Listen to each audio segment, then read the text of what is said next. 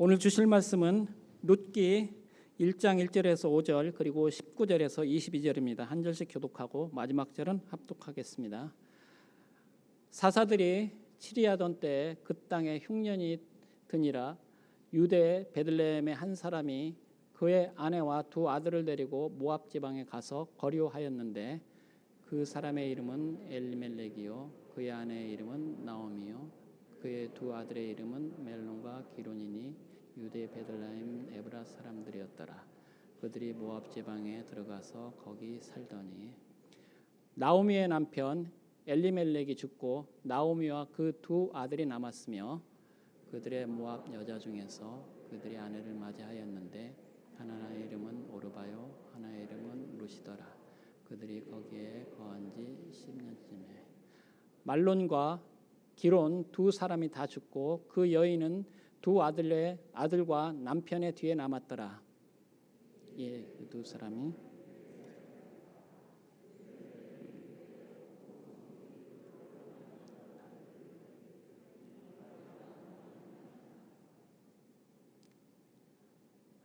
나오미가 그들에게 이르되 나를 나오미라 부르지 말고 나를 마라라 부르라. 이는 전능자가 나를 심히 괴롭하셨음이니라.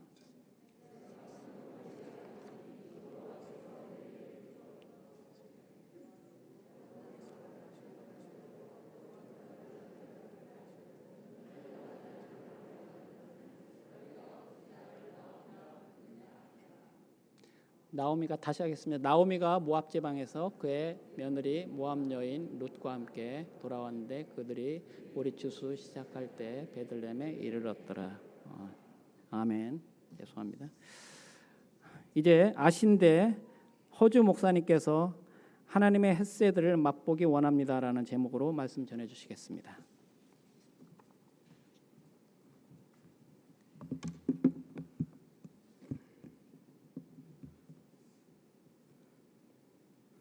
안녕하세요. 7월 3일 주일입니다. 오늘 우리 아버지 집에 나온 우리 모두에게 하나님이 주시는 그러한 평안과 안식이 있기를 원합니다. 오늘 예배 드릴 때 우리 인생의 무거운 짐을 내려놓고 하나님의 말씀에 집중하며 또 성령님께서 우리를 찾아오시기를 간절히 사모하면서 하나님만 바라보는 시간 되기를 원합니다. 또 유튜브로 함께 참여하는 모든 분들에게도 동일한 은혜가 함께하기를 원합니다. 룻기는 구약 사사기 시대의 한 가정에 대한 이야기입니다. 가나안에 도착한 이스라엘 약 350년 동안의 역사를 보여주고 있는 사사기입니다. 이 사사기는 광야 생활을 끝내고 그리고 약속의 땅 이스라엘 팔레스타인에 들어가서 약속받은 땅을 지파별로 분배받고 그리고 그것에서 정착하는 삶의 이야기이죠. 안타깝게도 신명기에서 모세를 통해서 말씀했던 그 내용들 그리고 이 여호수아를 통해서 정복 전쟁과 함께 당부했던 마지막 긴 고별 메시지가 이스라엘 백성들에게 많은 지도자들에게 잊혀진 듯 이 사사 시대에는 매우 혼탁하고 또 가장 암울했던 시기 중에 한 시기가 되고 맙니다. 사사기의 마지막 5장 끄트머리를 보면 그 당시 지도자들인 이 레위인들까지도 이 형식주의에 빠져버리고 이 레위인 가운데 한 사람을 예로 드는 것뿐이긴 하지만 그 당시에 팽배했던 삶을 보여주는 것으로서 한 레위인이 첩을 두고 있고 또 본의 아니게 그 첩이 죽게 되면서 욕을 당하고 죽게 되면서 그걸 참지 못하고 자기의 첩을 조각을 내서 토막을 내서 12개의 토막을 내서 각 지파별로 보내는 이런 끔찍한 일들이 이 사사기 마지막 부분에 보면 나오고 있습니다.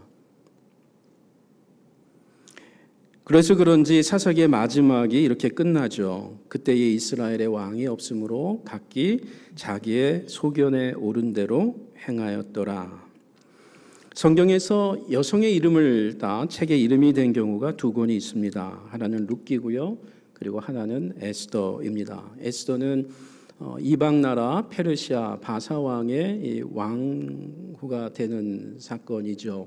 그렇지만 에스더는 유대 여인입니다. 이스라엘의 뿌리를 갖고 있는 유대 여인입니다. 오늘 우리가 읽은 룻기는 또 하나의 유일한 여성 이름을 딴 책인데, 이 룻기는 이방 여인의 이름을 갖고 있습니다. 그것도 이스라엘 백성이 혐오했던 이 모압 여인입니다. 룻기 3장 11절에서 룻이 예루살렘에 돌아와서 그곳에서 기거한 지 몇 개월이 지났는지 우리가 정확하게 알 수는 없지만, 이 예루살렘 성읍에서 이 모압 여인, 이방 여인 룻에 대한 소문이 자자한데 현숙한 여인으로 소문이 난 것입니다. 사실 여러분, 이 히브리 성경, 지금도 유대인들이 갖고 있는 이 히브리어 성경에 보면 우리 성경에는 지금 사사기 다음에 룻기이지만 이 잠언서 다음에 룻기가 나옵니다. 이 잠언서의 마지막 장에서 긴 내용이 어떤 내용이죠? 이 현숙한 여인에 대한 내용이 나옵니다.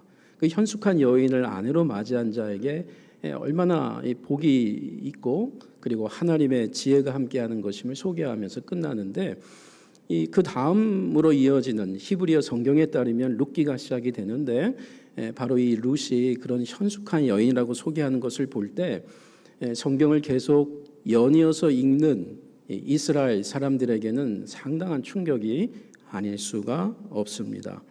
그렇다면 룻기는 시어머니 나오미를 잘 모신 이 며느리 룻을 칭송하기 위해 기록된 책일까? 그럴 수도 있겠지만 그것은 결코 이 중심 메시지는 아닌 것 같습니다. 룻기를 다 읽고 나서 우리가 기억해야 할 중요한 단어들이 몇 개가 있는데요. 그 중에 하나가 헤세드라고 하는 말입니다. 헤세드는 히브리어 단어로 구약 성경에서 약 245회가 발견이 됩니다. 이 룻기에서는 단 3차례 발견이 되지만 구석구석에 그 개념들이 깔려 있는 책입니다. 1장 8절에 우리 한글 성경에 선대라고 한 이 번역, 또 2장 20절에 은혜라고 번역한 이 단어, 3장 10절에 인애라고 번역된 한글 단어가 모두 히브리어에서는 같은 단어 헤세드입니다. 영어 성경 NIV 성경을 보면 모두 다 동일하게 kindness로 친절함으로 번역을 했습니다. 이 헤세드라는 단어가 우리 한글 성경을 계속 다른 책들을 보면 사랑이라고도 번역이 됐고요, 자비, 또 인애, 인자 이렇게 번역이 됩니다. 시편 136편에 보면 이 인자라고 하는 단어로 계속해서 번역을 하는데, 그 하나님의 인자하심이 영원함이로다라고 하는 이 찬송 노래의 시의 후렴구마다 동일하게 26번이나 반복이 됩니다. 그런데 이 시편 136편은 모두 26개의 절로 구성이 되어 있기 때문에 매 절마다 하나님의 헤세드가 영원하다라고 찬양하는 것입니다. 사실 헤세드는 한글 번역에 이런 의미들이 모두 담겨 있다라고 할 수 있겠죠. 그래서 오늘 저의 메시지의 제목을 이 히브리어 단어 헤세드를 그대로 사용한 것입니다. 하나님의 헤세드를 맛보기 원합니다 라고 하는 이 말에는 하나님의 은혜를 새롭게 맛보기 원합니다. 하나님의 새로운 각별한 인자하심을, 하나님의 각별한 사랑을 다시 회복하기 원합니다. 이런 의미가 되겠죠. 그렇다면 하나님의 헤세드에 대한 룻기가 보여주는 그 교훈은 무엇인지 몇 가지 살펴보겠습니다. 첫째로 하나님의 헤세드는 어떠한 상황, 어떠한 환경 속에서도 임할 수 있는 것이다를 보여줍니다.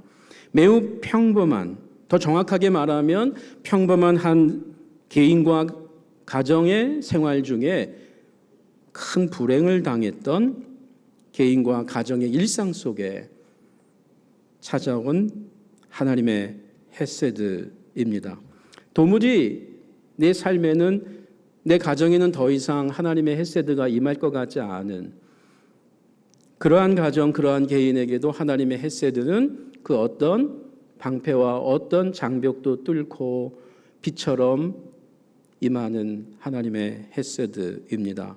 룻기는 유다 예루살렘 이 베들레헴에 살고 있던 이스라엘의 4인 가정이 흉년을 당해서 이방 땅 모압으로 이주하는 것으로 시작을 합니다.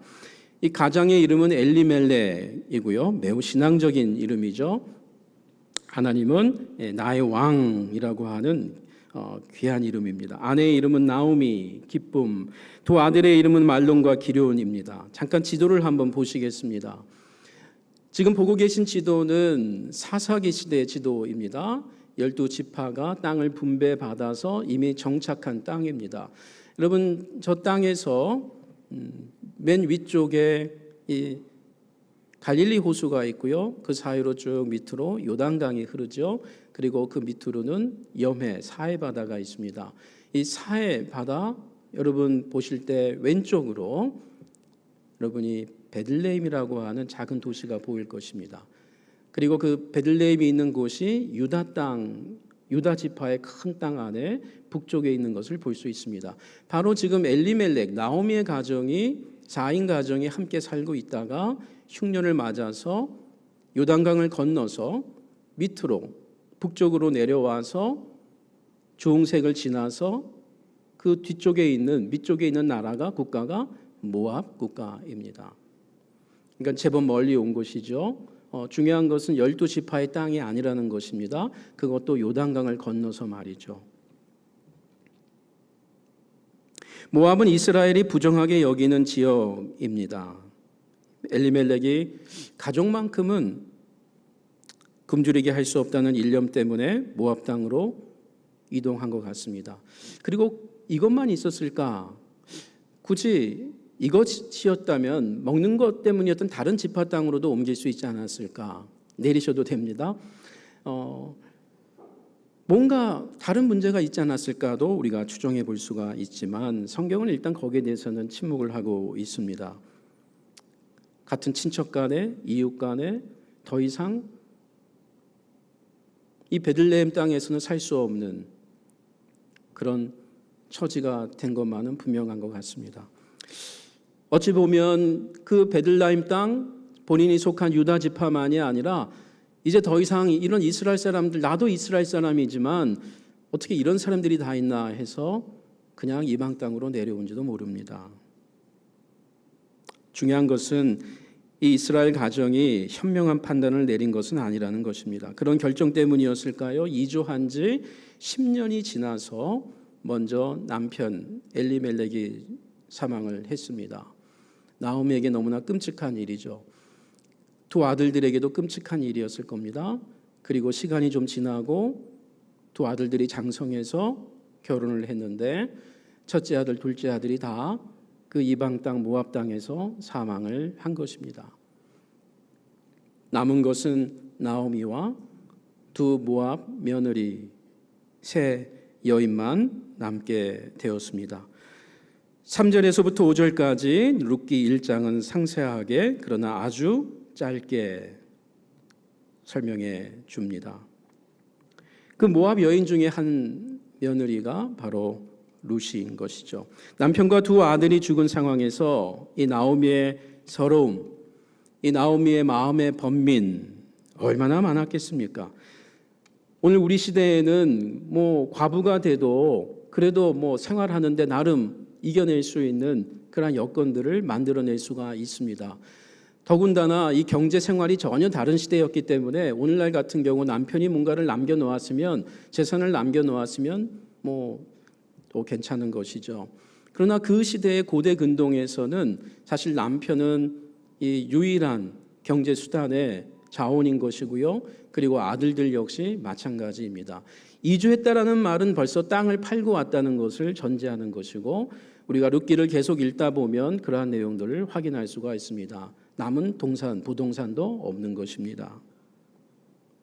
장고 끝에 나오미는 자신의 고향 유다 베들레헴으로 다시 돌아가기로 마음을 먹습니다. 고향 사람들로부터 비난의 손가락질을 당할 것을 예상했겠지만 그녀는 그래도 다시 돌아가기로 마음을 먹습니다. 1장 6절과 7절입니다.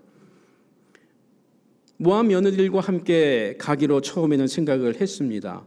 그러나 길을 떠나오면서 아직 요단강을 건너기 전에 나오미는 두 며느리들에게 이야기합니다. 너희들은 그냥 여기 남는 게 좋겠다. 그리고 이곳에 모압 사람들과 결혼할 것을 그렇게 권유합니다. 이때 룻은 시어머니의 만류에도 불구하고 함께 시어머니를 따라 이제 본인이 이주하겠다라고 그렇게 다짐을 합니다. 나오미가 베들레헴을 들어갔을 때 아니나 다를까 사람들이 세월이 꽤 지났지만 나오미를 알아봅니다. 그리고 나오미가 아닌가라고 이야기를 하자 나오미가 스스로 자기 이름을 개명합니다. 내 이름은 이제 나오미가 아닙니다. 제 이름은 마라입니다. 이제 더 이상 내 인생은 기쁨이 아니고 내 인생은 슬픔입니다. 애통입니다.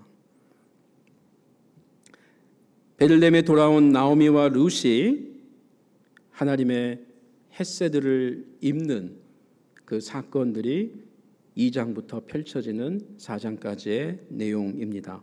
땅을 회복하고요. 그리고 생각지도 못했던 자손을 얻게 되면서 죽은 남편과 죽은 두 아들의 그 가문을 잇게 되는 기적 같은 일을 체험하게 됩니다. 더욱 극적인 것은 이스라엘의 왕이 되는 다윗이 바로 이 룻이 재혼하여 낳은 아들 오벳의 손자임을 룻기는 마지막 장에서 마지막 절에서 소개를 해 줍니다. 룻기 4장 13절입니다. 이에 보아스가 룻을 맞이하여 아내로 삼고 그에게 들어갔더니 여호와께서 그에게 임신하게 하심으로 그가 아들을 낳은지라. 나오미가 16절 아기를 받아 품에 품고 그의 양육자가 되니 그의 이웃의 여인들이 처음에 들어왔을 때 조롱했던 그 베들레헴의 여인들이죠. 이 나오미에게 그에게 이름을 지어주되 이 손자가 되겠죠. 나오미에게 아들이 태어났다 하여 기가 막힌 표현입니다. 낳은 것은 룻이고 보아스가 낳았는데 성경은 여인들은 이 나오미가 낳은 기적과 같은 또 따지고 보면 이 나오미의 가문을 잇게 되는 일이기 때문에 나오미에게 아들이 태어났다 하여 그의 이름을 오벳이라 하였는데 그는 다윗의 아버지인 이새의 아버지였더라. 지극히 평범한 한 가정, 특히 남편과 아들들을 모두 잃고 내일의 소망을 찾을 수 없었던 그 불행한 두 여인, 그들을 각각 돌아보시는 하나님의 헤세드입니다. 그 당시 고대 근동 문화를 고려할 때 사실 나오미가 불행해진 것은 나오미 개인의 문제가 결코 아니었습니다. 나오미에게 잘못이 있다면 그것은 남편 엘리멜렉을 순종하고 따라온 것입니다. 억울하게 그지없었던 나오미, 그 당시 나이가 약 45세 정도 되었을 것으로 추정을 합니다. 외국인 남자와 결혼해서 젊을 때부터 과부가 된 룻, 그 당시 15세 전후에서 결혼했던 시대이기 때문에 10년이 지난 상황을 보면 이 룻의 나이가 25세 내외가 되는 아주 젊은 나이입니다. 타국에서 다문화 가정을 이룬 나오미와 룻, 그 가정이 하나님의 돌아봄을 신방을 받게 되는 사건이 펼쳐집니다. 하나님은 그런 나오미와 룻 그리고 그녀의 가정을 잊지 않았습니다. 무엇보다 남편과 두 아들을 이룬 후에 하나님을 다시 찾겠다고 자신이 떠나왔던 고향 베들레헴으로 돌아가기로 결단한 그 나오미의 마음을 하나님이 읽고 계십니다. 남편과 두 아들 함께 베들레헴을 떠나올 때보다 다시 그 떠나왔던 10여 년이 지난 그 자신의 고향으로 갈 때에 나오미는 처음에 나올 때보다 10배 이상은 더 힘들었을 것이 분명합니다. 돌아갔을 때 받을 그 수많은 비난들, 남편과 두 아들은 어떻게 하고 하면서 쏟아질 수밖에 없는 수많은 손가락질들, 그 모욕과 수치를 감내하면서 그는 그럼에도 돌아가기로 마음을 먹습니다. 1장 6절 이하입니다. 그 여인이 모압 지방에서 여호와께서 자기 백성을 돌보시사 그들에게 양식을 주셨다 함을 듣고 이에 두 며느리가 함께 일어나 모압 지방에서 돌아오려 하여 있던 곳에서 나오고, 모압 땅에서 나오고 그 말이죠. 두 며느리도 그와 함께하여 유다 땅으로 돌아오려고 길을 가다가. 오늘 예배드리는 우리가 기억할 것이 이것입니다. 우리가 부족하고 연약하지만 주님은 보잘것없는 저와 우리 가정을 불쌍히 여기시고 은혜 베푸시기를 원한다는 사실입니다. 우리의 죄악과 우리의 교만을 뉘우치고 주님께로 다시 돌아가기를 원할 때 그곳이 어디든 과거의 그 일이 무엇이었든 주님은 우리를 다시 끌어안으시는 분입니다. 하나님의 집으로 다시 돌아가기 원할 때 이미 문 밖에 나와서 서서 우리의 얼굴을 찾으시는 하나님. 누가복음 15장 탕자의 비유로 알려진 내용이 이것을 보여주지 않습니까? 혹 가정사로 마음이 괴로운 분이 계십니까? 낙심하지 마십시오. 인내와 기도 가운데 하나님의 햇새들을, 주님의 회복을 사모하기 원합니다. 룻기에서 보여주는 하나님의 햇새들의 또 다른 교훈이 무엇입니까? 인간의 햇새들을 통해 역사하시는 하나님의 햇새드라는 사실입니다. 하나님의 햇새드가 사람들의 햇새드 가운데 임한다는 말입니다. 이 룻기의 중요한 인물은 3명입니다. 나오미, 룻, 그리고 보아스라고 하는 남자입니다. 나오미와 룻은 시어머니와 며느리 관계이고요. 보아스는 나오미의 죽은 남편 엘리멜렉과 친척 관계가 되는 남자입니다. 그는 베들레헴에 여전히 살고 있고요. 그리고 베들레헴에서 상당한 유력가 유지였습니다. 그런데 이 보아스가 룻을 자신의 아내로 맞아들이게 되는 겁니다. 이스라엘의 계대 결혼 관습을 따라 이 나오미의 이 남편 친척인 보아스가 그 잃었던 재산과 그리고 찾을 수 없는, 낳을 수 없는 자녀를 낳아주겠다고 하는 그러한 언약을 맺는 것입니다. 여기서 우리가 관찰해야 할 것이 나오미와 룻, 보아스 이 세 사람으로 서로 이어지는 서로 간의 아름다운 배려와 공감과 자비의 마음입니다. 무엇보다 그 사람 입장에서 생각하면서 자기의 희생을 감내하는 것이었습니다. 무엇보다 이와 같은 상대방의 입장에서 생각할 수 있었던 것은 야훼 여호와 참 신앙이 그들 가운데 작동했기 때문인 것을 보여줍니다. 룻기에는 1장부터 4장까지 예배하는 모습이 나오질 않습니다. 룻기에는 이들이 제사 드리는 것도 전혀 언급이 없습니다. 하나님께 기도하는 기도의 내용도 없습니다.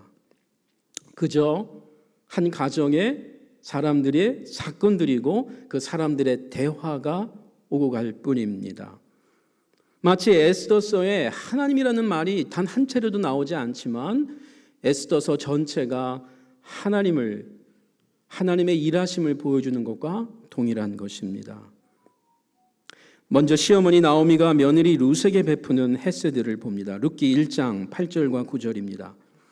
나오미가 두 며느리들에게 이르되 너희는 각기 너희 어머니의 집으로 돌아가라. 지금 모압 땅을 살던 집에서 떠나와서 걷고 있는 중에, 즉 베들레헴으로 가고 있는 길에 나오미가 다시 생각해 보니까 이 두 며느리들을 같이 데리고 가는 것이 너무나 자기의 장녀도 그렇지만 특별히 이 두 며느리들의 내일의 소망이 전혀 없는 것입니다. 그래서 그가 마음을 되돌이킵니다. 너희가 죽은 자들과 즉 나의 남편, 너희들의 시아버지, 그리고 너희들의 죽은 두 남편, 그리고 지금 살아있는 나를 선대한 것 같이, 헤세드한 것 같이 여호와께서 너희를 선대하시기를 원하며.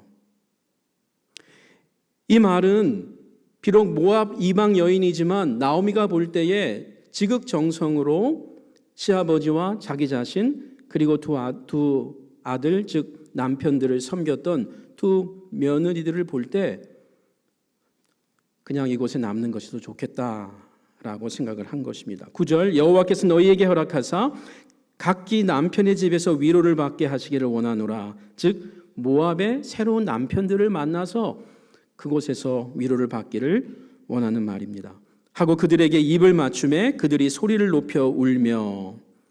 시어머니 나오미가 베들레헴을 가는 길에서 한 말입니다. 며느리를 그냥 한번 떠본 말이 아닙니다. 진심으로 두 며느리들을 딸들처럼, 그리고 성경에 실제로 내 딸들아 라고 얘기하면서 그들의 마음을 헤아립니다. 이게 어떻게 가능했을까요? 자신이 이국 땅에 와서 살아본 경험이 있거든요. 그리고 내 며느리들이 또 다른 원수지간인 이 이스라엘 땅에 가서 살 고생할 걸 생각해 보면 나는 그래도 남편과 아들들하고 왔는데 이 두 며느리들은 혼자 그곳에서 살아날 것을 생각해 보니 도무지 감당할 것이 아닌 것입니다. 그리고 무엇보다 내가 이 며느리들이라면 갈 수가 있을까? 자기를 대입시켜 보니까 도무지 못할 짓인 것입니다. 그래서 그는 하나님의 헤세드를 나누고 있는데 너희들이 먼저 보여준 헤세드 때문인 것을 얘기합니다. 며느리 룻이 시어머니 나오미에게 되갚는 헤세드가 나옵니다. 1장 16절입니다. 룻이 이르되 내게 어머니를 떠나며 어머니를 따르지 말고 돌아가라 강권하지 마옵소서. 어머니께서 가시는 곳에 나도 가고 어머니께서 머무시는 곳에서 나도 머물겠나이다. 어머니의 백성이 나의 백성이 되고 어머니의 하나님이 나의 하나님이 되시리니 어머니께서 죽으시는 곳에서 나도 죽어 거기 묻힐 것이라. 만일 내가 죽는 일 외에 어머니를 떠나면 여호와께서 내게 벌을 내리시고 더 내리시기를 원하나이다 하는지라. 에스더의 심정입니다. 죽으면 죽겠습니다. 저 안 떠납니다. 며느리 룻이 입장에서 볼 때에 친어머니는 아니지만 친정어머니는 아니지만 너무 막막한 거예요. 그래도 나는 젊은데 과연 어떻게 살려고 할까? 자기 나라 땅이라고 해도 그래도 함께 가는 게 좋겠다라고 하는 자기 입장보다는 시어머니 입장의 생각을 또 해본 것입니다. 이 구절에 깔려있는 메시지가 있습니다. 시아버지와 자신들의 남편은 몰라도 최소한 이 룻이 시어머니 나오미에게 지난 10년 동안 감화를 받은 것입니다. 무엇보다 신앙의 감화를 받았습니다. 여기 보면 어머니의 하나님이 나의 하나님입니다. 여호와께서라고 함으로써 이제 저의 하나님은 누구보다도 모압 땅의 우리의 신들이 아닌 시어머니의 하나님, 나의 남편의 하나님을 고백하고 있는 것입니다. 나오미의 신앙이 남편과 아들과 며느리인 자신을 대하는 그 일상의 삶에 지난 10년 동안에 녹아들었던 것입니다. 어떤 시절입니까? 어떤 시절에 나오미의 이런 신앙을 이방 여인 며느리가 보게 된 것입니까? 사사기 시대입니다. 제사장들도 타락하고 레위인들도 타락해서 모두 대부분 형식적인 신앙을 갖고 있었던 그 시대에 팔레스타인 땅이 아닌 이스라엘 나라 백성의 땅이 아닌 오히려 모압 땅에서 벌어지고 있는 일입니다. 이렇게 보면 엘리멜렉은 어찌 보면 이렇게 지금 이스라엘 땅에서 비신앙적으로 살고 있는 이 이스라엘 백성들과 함께 살기보다는 아예 내가 이방 땅으로 가는 게 낫겠다라고 그 신앙을 혐오했는지도 모릅니다.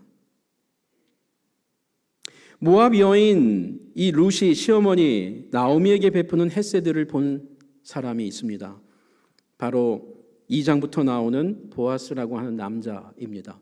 그가 이 룻이 시어머니에게 보인 헤세드에 감동을 받고 이 보아스가 룻에게 헤세드를 베풉니다. 2장 10절 이하죠. 룻이 엎드려 얼굴을 땅에 대고 절하며 그에게 이르되 나는 이방 여인이거늘 유대인 남자인 당신이 어찌하여 내게 은혜를 베푸시며 나를 돌보시나이까 하니 보아스가 그에게 대답하여 이르되 네 남편이 죽은 후로 네가 시어머니에게 행한 모든 것과 네 부모와 고국을 떠나 전에 알지 못하던 이 낯선 땅 백성에게로 온 일이 내게 분명히 알려졌느니라. 12절 여호와께서 내게 행한 일에 보답하시기를 원하며 이스라엘의 하나님 여호와께서 그의 날개 아래에 보호를 받으러 온 너에게 온전한 상 주시기를 원하느라 하는지라.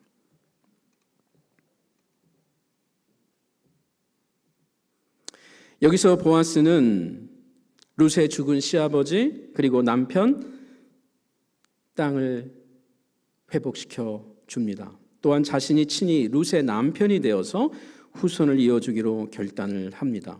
성경은 이런 보아스를 기업을 물을 자라고 소개를 합니다. 또 하나 중요한 단어인데요. 이 룻기안의 고엘이라고 하는 단어입니다. 한글 성경에서는 구약이나 신약에서 이 단어를 주로 구속 또는 속량이라고 번역을 합니다. 다시 말하면 구속, 속량이라는 말은 값을 치르고 산다라는 말입니다. 즉 기업을 물은다라는 고엘이라는 의미는 자기의 재산의 일부를 돈을 지불하고 그리고 누구누구의 땅을 친척의 땅을 그리고 누구누구의 사람을 사내는 겁니다. 또는 오늘 본문처럼 남편을 잃은 여인을 아내로 맞이하면서 함께 삶으로써 거기서 태어날 자식을 자기의 자식이기도 하지만 법적으로는 자기의 자식이 아닌 죽은 남편의 자식으로 이어주는 이 계대 결혼의 제도를 그는 친히 감당하겠다라고 하는 것입니다. 이 고엘이라는 단어가 룻기 안에 13번이나 나오는 걸 볼 때 매우 중요한 단어가 아닐 수가 없습니다. 보아스는 이와 같은 이 룻의 헤세드를 보고 그리고 나오미가 룻에게 베푼 헤세드를 보면서 감동을 받고 자신이 룻과 나오미에게 헤세드를 베풀게 됩니다. 여기서 기억할 것이 있습니다. 베들레헴에 돌아오기로 결단한 나오미와 시어머니를 따라가겠다고 결단한 룻, 그들에게 하나님의 헤세드가 이미 임하고 있다는 사실입니다. 말하자면 하나님께서 보아스를 이미 미리 예비해 놓으셨고 그의 마음도 감동시키신 분이 룻이나 나오미이기 이전에 하나님이라는 말입니다. 이 말은 룻을 감동시킨 것도 1차적으로 나오미가 아니고 하나님의 신앙 가운데 룻이 감내한 것이고요. 나오미가 베들레헴으로 돌아가겠다고 결단한 즈음에 그가 다시 하나님을 찾으면서 내가 붙잡아야 될 사람은 남편도 아들도 아니었던 것처럼 하물며 모압 여인을 내가 어떻게 붙잡을 수 있으랴 하면서 하나님을 붙잡았다는 말입니다. 그 하나님 신앙을 회복하면서 이들은 헤세드를 행할 수 있었던 겁니다. 다시 말하면 손해보는 일을 할 수 있었던 겁니다. 이런 하나님의 헤세드가 어떻게 소개되는지 확인할 필요가 있습니다. 룻기 2장에 3절 이하입니다. 룻이 가서 베는 자를 따라 밭에서 이삭을 줍는데 우연히 엘리멜렉의 친족 보아스에게 속한 밭에 이르렀더라. 마침 이 밭의 주인인 보아스가 베들레헴에서부터 와서 굳이 나오지 않아도 되는 사람이에요. 일꾼들이 많기 때문에. 마침 보아스가 그날 나오기로 한 날, 그날은 또한 룻이 한 밭에 들어가는데 그 밭이 우연하게도 보아스의 밭이었던 것입니다. 이 마침 보아스가 베들레헴에서부터 와서 베는 자들에게 이르되 여호와께서 너희와 함께 하시기를 원하노라 하니 이들이 대답하되 여호와께서 당신에게도 복 주시기를 원하나이다 하니라. 사사기 시대에 참 예외적인 것들을 보고 있는 또 다른 사건입니다. 오늘날로 말하면은 갑과 을의 관계 속에서 서로를 존중해주고 신뢰하면서 복을 비고 있는 하나님의 복을 나누고 있는 그러한 주인과 종들의 모습입니다.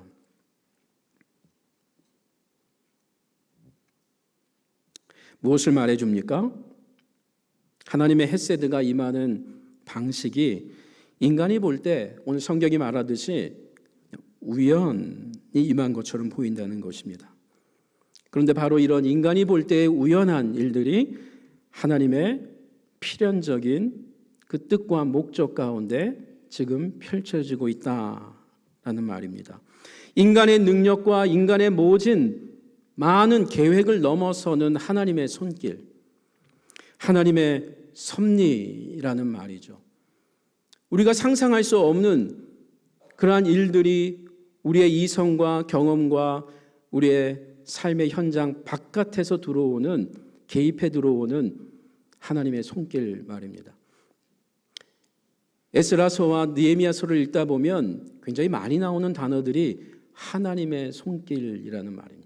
하나님의 손길이, 하나님의 손길이. 그 하나님의 손길은 에스라와 느헤미야가 다시 포로의 땅에서 예루살렘으로 본국으로 돌아가려고 할 때 자신들의 그런 모든 지위들을 이방 땅에서 어떻게 얻은 지위인데 내려놓고 본국으로 돌아가려고 했을 때 이미 하나님의 손길이 그들과 그리고 예루살렘 땅에 임하는 것을 성경은 말해 줍니다. 예배에 함께하고 있는 성도 여러분, 우리의 지난 걸음이 어떠합니까? 사랑의 교회 갱신 성도님들의 지난 인생, 우리의 계획과 능력을 넘어선 하나님의 헤세드가 함께했던 인생 아닙니까? 우리의 남은 인생 여정도 동일합니다. 세상의 눈으로 볼 때 그저 우연한 기회, 우연한 만남이었겠지만 우리 하나님께서는 우리를 미리 아시고 필연적으로 우리에게 자신의 헤세드를 베풀어 주시는 측량할 수 없는 사랑과 은혜입니다.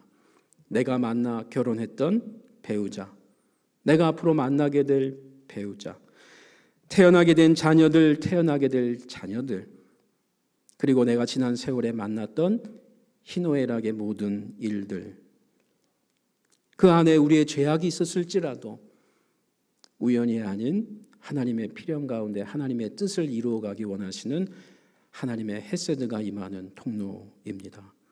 오늘 우리가 가족에게 베푸는 나의 헤세드, 자녀와 부모에게 베풀기 원하는 나의 헤세드, 하나님의 기적을 낳게 됩니다. 이곳 갱신 공동체 안에서 베풀게 되는 나의 조그마한 헤세드, 비교할 수 없는 하나님의 헤세드를 맛보는 축복의 통로가 됩니다. 내 세대에서 끝나지 않고 내 후손에게도 이어질 수 있는 영원한 하나님의 헤세드, 그 인자하심이 영원함이로다. 의 은혜가 임합니다.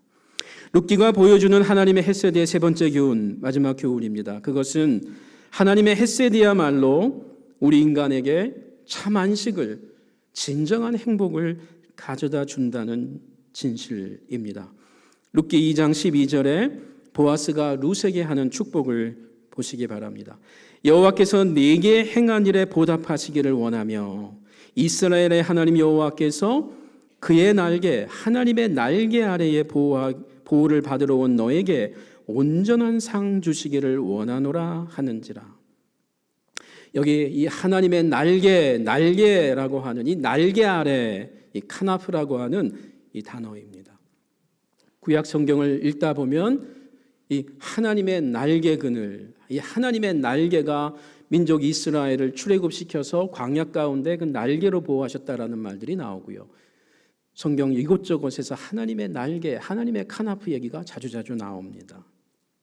흥미롭게도 우리 룻기 3장 9절에 이 동일한 단어가 다른 단어로 번역이 되었습니다. 룻이 보아스에게 하는 답변인데요.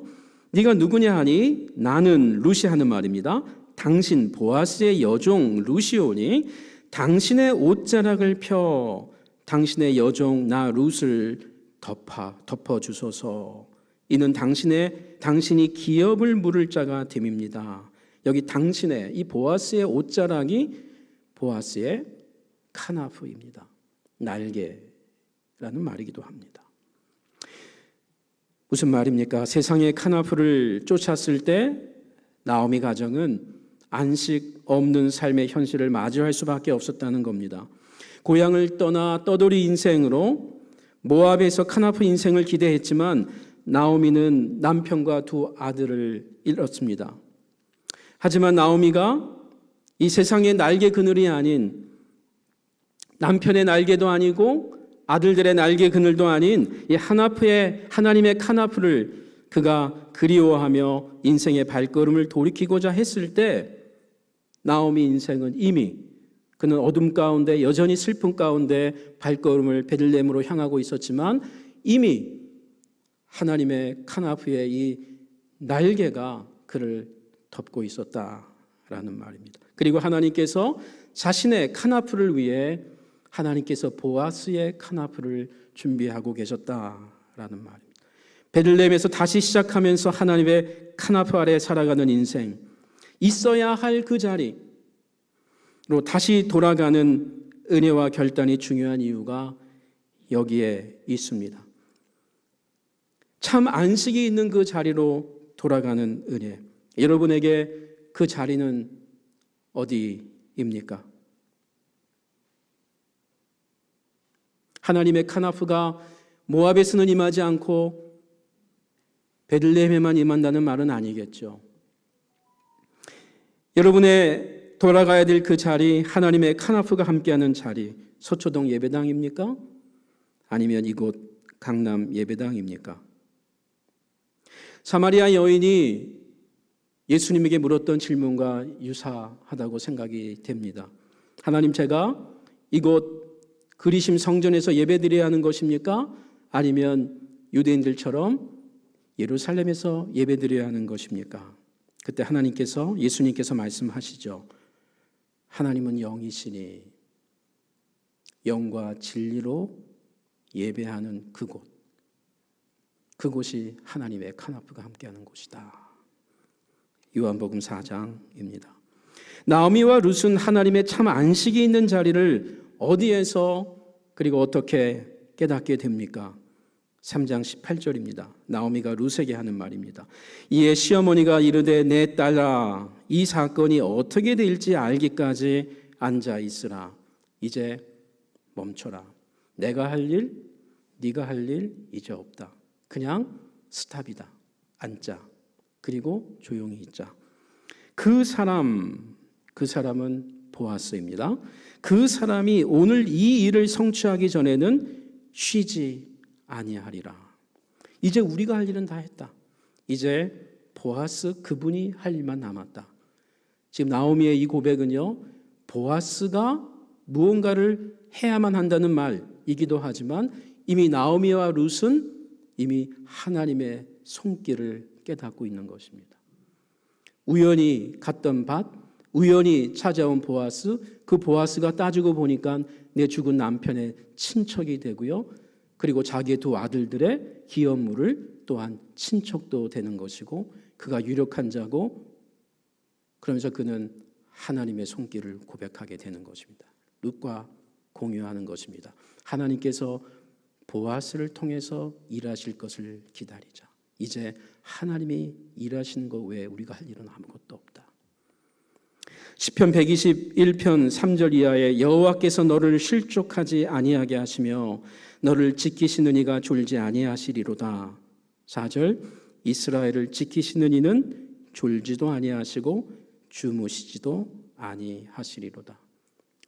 때로는 우리 인생에 하나님이 그저 주무시는 분으로만, 내 인생에 전혀 개입하지 않은 분으로만 느낄 때가 있습니다. 바로 그때 하나님은 그 이전부터 일하고 계십니다. 보아스가 룻을 통해 낳은 아들 오벳은 다윗의 할아버지가 됩니다. 말하자면 보아스는 이스라엘 다윗 왕조의 증조 할아버지가 되고요. 이방 모압 여인 룻은 증조 할머니가 됩니다. 물론 이 모든 축복을 나오미도 받게 된 것이죠. 더 나아가 이 보아스와 룻과 나오미는 다윗의 후손으로 태어나는 예수님의 조상이 되고 맙니다. 그래서 마태복음 1장은 예수님의 족보를 소개하면서 이 룻을 당당히 언급하고 있습니다. 모압 여인을 말이죠. 놀라운 하나님의 헤세드가 유다 지파 베들레헴 땅의 고향이었던 예수의 아버지 어머니에게도 임한 것입니다. 아니, 예수님이야말로 우리의 황폐한 영혼, 잃어버린 영혼의 땅을 물어주시는 진정한 고엘이십니다. 하나님의 헤세드의 끝판왕, 우리 주 예수 그리스도. 마침내 예수님 안에서 우리는 참 안식을 누리게 됩니다. 로마서 3장 24절에 그리스도 예수 안에 있는 속량으로 말미암아, 그리스도 예수 안에 있는 고엘로 말미암아, 기업 물을 그분으로 말미암아 하나님의 은혜로 값없이 의롭다 하심을 얻은 자 되었느니라. 그리고 예수님께서 말씀하십니다. 요한복음 5장 17절에 예수께서 이르시되 내 아버지께서 이제까지 일하시니 나도 일한다 하시매. 400년 동안 하나님이 침묵하고 계시고 일하는 것 같지 않았던 이스라엘 백성들에게 예수님이 오셔서 하나님의 헤세드로 말씀하시는 겁니다. 하나님이 준비하고 계셨고 일하고 계시고 그리고 주무시지도 않는 분이고 내가 하나님의 헤세드로 이 땅에 왔다. 하나님이 일하시니 내가 지금 일하고 있다. 멈춘 적 단 하루도 없다라는 말입니다. 올해 전반기 6개월을 뒤로 하고 7월을 맞이했습니다. 하나님의 헤세드를 더욱 누리고 또 맛보는 22년의 하반기 되기를 주님의 이름으로 축원합니다. 우리의 헤세드를 통해 예수 그리스도의 헤세드를 맛보기 원합니다. 기도하겠습니다. 하나님, 오늘 주님께 나와 이 새로운 달에 이 새로운 안식일에 주님 부활하신 날에 예배드리게 하심을 감사합니다.